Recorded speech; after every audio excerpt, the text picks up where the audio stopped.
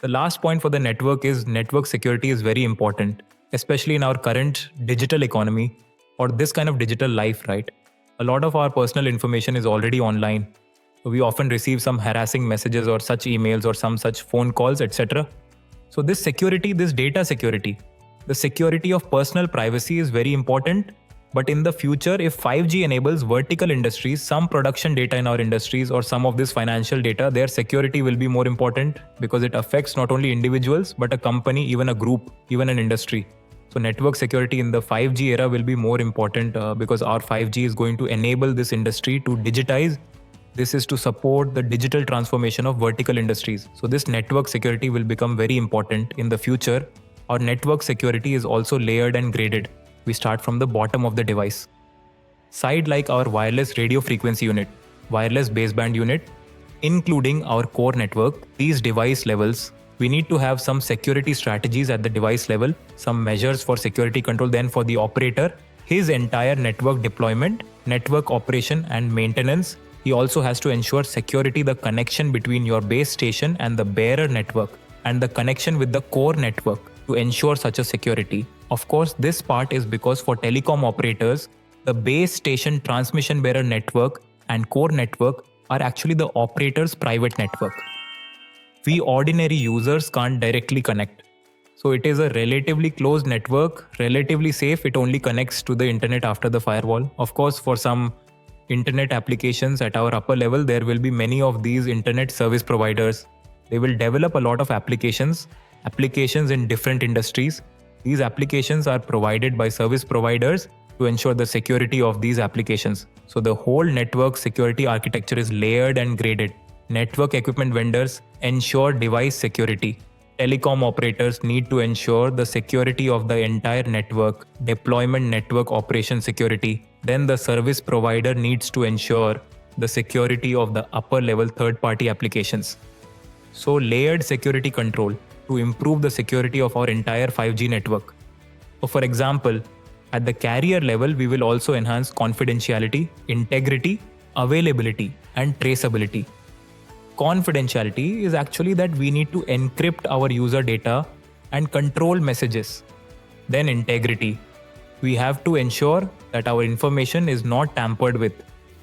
Then for availability is to ensure that this data is available, can be received normally. Traceability, if someone does an operation, we have to do a high-risk operation causing a series of problems.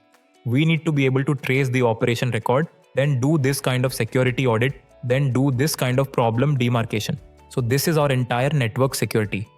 Then 5G network security not only needs to ensure personal users. In the future, he also needs to ensure some industries. Well, this is 5G network security. Then our 5G is through some new technical means to enhance the security of the entire network. Of course, here we have made a comparison with 4G in the 4G era.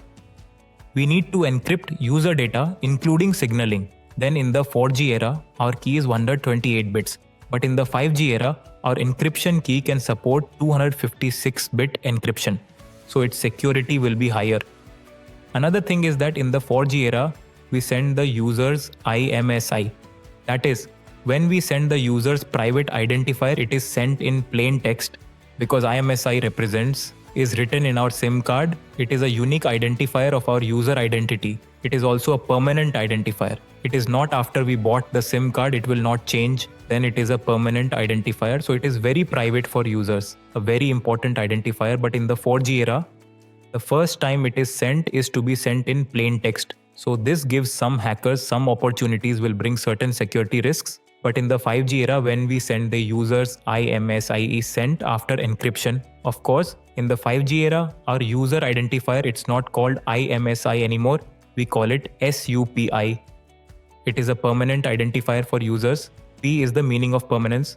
But when we really send it, we will encrypt it, convert it to SUCI for transmission, then we encrypt with the public key, get SUCI, then we send SUCI on the network side, on the telecom operator's network equipment side.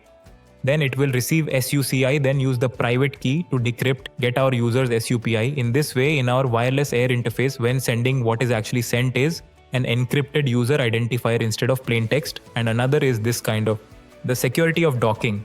Actually, we know when we travel abroad, our domestic mobile card is to roam abroad, but actually between different operators, that is between different PLMNs, we use the IP network to achieve interconnection to do this kind of roaming, but this kind of security protection is relatively lacking. Like in our early days, we use this SS7, that is our signaling network, to do such interconnections, but actually it is easy to be attacked.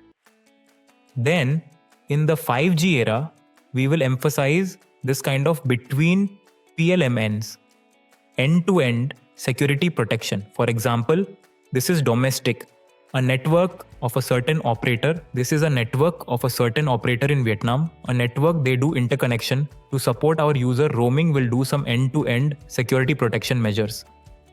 For example, we are based on this TLS transport layer security encryption to ensure our end-to-end this kind of docking security. Another point is our air interface protection measures. In the future, in our 5G network, between our mobile terminals and base stations, go to the air interface when sending user plane data. We will also have integrity protection, but in the early days of 4G, user plane data did not have integrity protection. User plane data only had encryption, but it did not have integrity protection. But when it comes to 5G user plane data of the air interface, we will also provide integrity protection to prevent our user plane data from being illegally tampered with. For example, our friend sent a message telling us to go hiking at 9 o'clock the next morning, right? But your user plane message may have been tampered with.